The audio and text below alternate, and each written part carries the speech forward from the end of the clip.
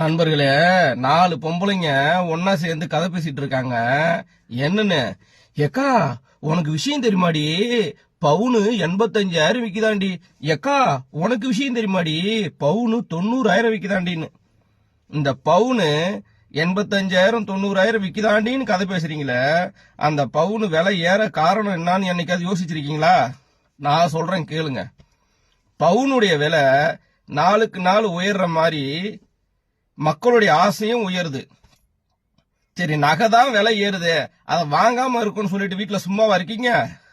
நகை விலை உயர்ந்துகிட்டே இருக்குது, உங்களுக்கு ஆசை உயர்ந்துகிட்டே இருக்குது. எப்படின்னா, எப்படியாவது வேலைக்கு போய் கஷ்டப்பட்டு காசு சம்பாரிச்சு கடனை உடனேயாவது வாங்கி 1/4 பவுன் கம்மலாவது காதுல போடணும்னு ஆசைப்படுற ஏழை மக்களும் சரி, பொட்டி பொட்டியா நகையை வீட்டுல வச்சுக்கிட்டு என்ன புது மாடல் வந்திருக்கு வாங்கி போட்டுக்கிட்டு நாளைக்கு கல்யாணத்துல போய் மினுக்கலாம்னு நினைக்கிற பணக்கார மக்களும் சரி, நகை மேல இருக்க ஆசை குறையல.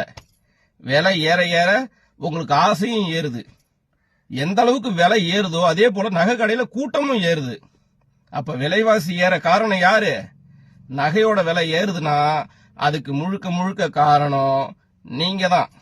6 மாசம் 1 வருஷம் வேணாம், 1 மாசம் நகை கடை பக்கம் போகாம இருங்க, அந்த விலை தானா இறங்கும். அதுக்கு நான் கேரண்டி.